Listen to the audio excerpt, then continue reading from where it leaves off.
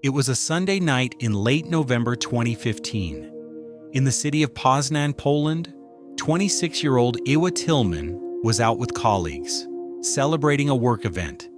The atmosphere was light, drinks were flowing, laughter filled the bar.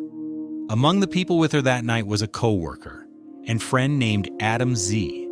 They were seen together by several people, talking, laughing, walking side by side. Around 3:30 a.m., security cameras captured Ewa and Adam leaving the bar and walking along the streets of Poznań. The weather was cold and quiet. The city was empty. They walked along Most Świętego Rocha, a bridge that stretches over the Warta River, and then she was gone. Ewa never returned home. Her phone stopped working. She missed work. Her family couldn't reach her. By the next day, she was reported missing. Adam Z was questioned. At first, he said they had walked together but got separated, that she continued on alone. But the surveillance footage didn't fully support that. For days, divers searched the river. Police scanned nearby streets, questioned witnesses, and combed through hours of camera footage. There were no signs of struggle, no confirmed witnesses to a crime. Just a quiet walk. And then, silence. Ewa had vanished in the middle of the city. What happened that night? In the next chapter, we'll explore who Ewa was and why her disappearance shook Poland.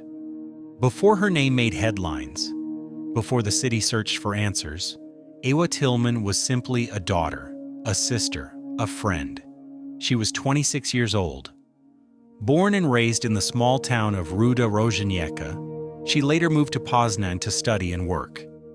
Friends described her as kind, reserved, and responsible. Someone who rarely drank, rarely stayed out late, and always let her family know where she was. She worked in administration for a chain of drugstores. She had her own apartment, paid her bills on time, and helped her younger brother when he moved in with her. Ewa's life was not dramatic. It was normal, steady, quiet. She had dreams of traveling, of settling down, of one day starting a family. She wasn't the kind of person to just vanish, and certainly not the kind of person to create chaos. That's why her disappearance sent shockwaves. Not just through her family, but through her workplace, her neighborhood, and eventually, all of Poland. People who knew her simply couldn't believe it. She didn't have enemies. She didn't live dangerously. And that night, she wasn't alone. In the next chapter, we'll examine what happened after Ewa vanished, and how her disappearance turned into one of the most debated investigations in Poland. When Ewa Tylman didn't show up for work on Monday, her colleagues were surprised, but not immediately alarmed. But as the hours passed, and she still hadn't answered her phone, concern began to grow. By the end of the day, her family had been contacted. Her brother, who lived with her, confirmed that she never came home. That night, Ewa was officially reported missing. The last confirmed sighting of her came from CCTV footage, taken in the early hours of Monday, November 23rd, 2015. She was walking next to her colleague, Adam Z., near Most Świętego Rocha, a bridge that crosses the Warta River in central Poznań. The footage showed them walking together. Ewa appeared slightly unsteady. Adam Z. was next to her. Then, at some point, they parted ways, or so he claimed. Adam told police that Ewa had walked ahead of him, that he lost sight of her, that she must have continued on alone. But when investigators reviewed the surveillance footage, the timeline didn't fully match his version. And Ewa's phone stopped working minutes after she was last seen. There was no activity on her bank cards, no social media, no calls, nothing. For the first few days, the police and firefighters searched the banks of the river. Divers combed the waters beneath the bridge. Nothing was found. No signs of struggle, no witnesses, no clothing, no personal items. Ewa had seemingly vanished in the middle of a quiet city, minutes from home. Public interest exploded. The case was picked up by national media. Theories flooded in. Had she fallen? Jumped?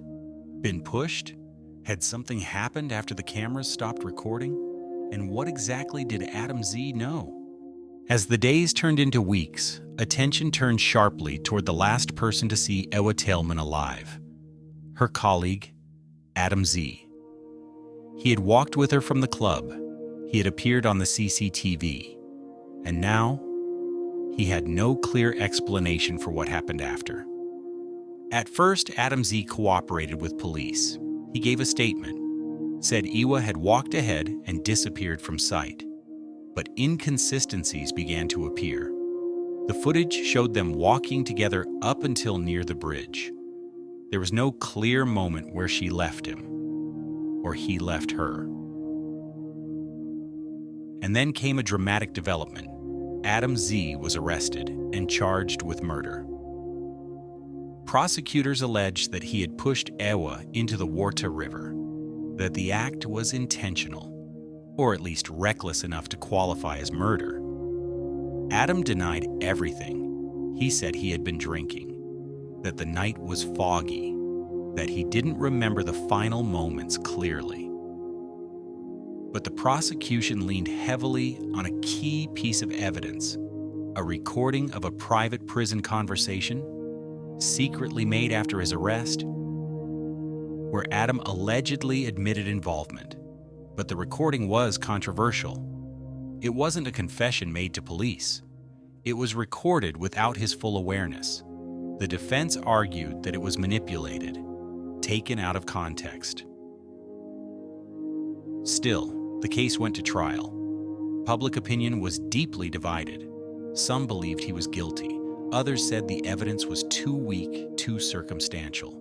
No witnesses, no direct proof, no forensic evidence, and, most critically, no body. Until that changed. 8 months after Ewa vanished, her remains were found in the Warta River, 13 kilometers downstream. The discovery changed everything. In July 2016, 8 months after she vanished, Ewa Tylman's body was found in the Warta River. It was a grim discovery, and one that raised as many questions as it answered. Her remains had drifted over 13 kilometers downstream. The body was badly decomposed. An autopsy was conducted, but it could not determine a definitive cause of death. There were no clear injuries, no signs of assault, no indication of drowning that could be confirmed. The forensic report concluded, cause of death unknown. This became a critical blow to the prosecution.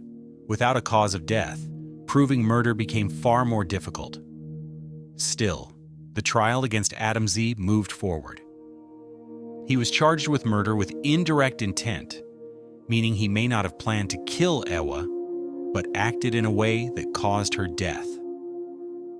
Prosecutors argued he pushed her into the river after an argument, that it was late, she was unsteady, and he lost control. The defense countered there was no proof, no witnesses, no evidence that a crime occurred. They pointed to the autopsy, the lack of injuries, the inconsistencies in the prosecution's timeline. The trial lasted over 2 years. Adam Z remained in custody the entire time. Public opinion remained divided. Some believed he was guilty. Others said the case was built on weak assumptions and no hard evidence. And then, after months of hearings, testimony, and debate, the court delivered its verdict. Adam Z was found not guilty. The court ruled there was not enough evidence to convict him. No witnesses, no cause of death, too many unknowns. Adam Z was released, and the case of Ewa Tylman, though partially closed, remained filled with uncertainty. After the verdict, Adam Z. walked free. But the questions remained. For Ewa's family, the outcome offered no closure. Her father openly expressed his pain and disbelief. He had lost a daughter. And in the end, the system gave him no answers. There was no confession, no accountability, just silence. The public, too, was split. Some believed justice had been served, that without clear evidence, no court should convict. Others saw the trial as a failure, a case where the truth slipped through legal cracks.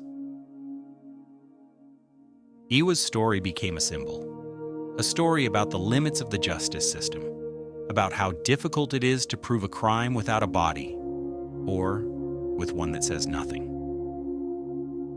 For a time, the case faded from headlines, but not from memory. Every anniversary brought her name back. Every interview with her family reminded people of the pain that never left. A bench by the Warta River became an unofficial memorial. Flowers were left, candles burned. Strangers came to sit and reflect. In the years that followed, Poland saw reforms in how missing persons cases were handled. Some were inspired, in part, by Ewa's case. Her death had changed something. Though not in the way her family had hoped. There was no justice. But there was awareness. Years have passed since Ewa Tylman vanished and was later found. But her name has never truly faded. In Poznań, she is remembered. In Ruda Rożeniecka, she is missed. Online, her case is still discussed by people trying to understand what really happened. Her story appears in documentaries, podcasts, and articles, not because of sensationalism, but because of the silence it left behind.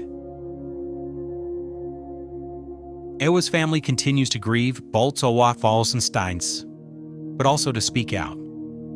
Her father has become a voice for other families facing similar tragedies. The bench near the river remains. Flowers still appear. She is not a forgotten case. She is a reminder.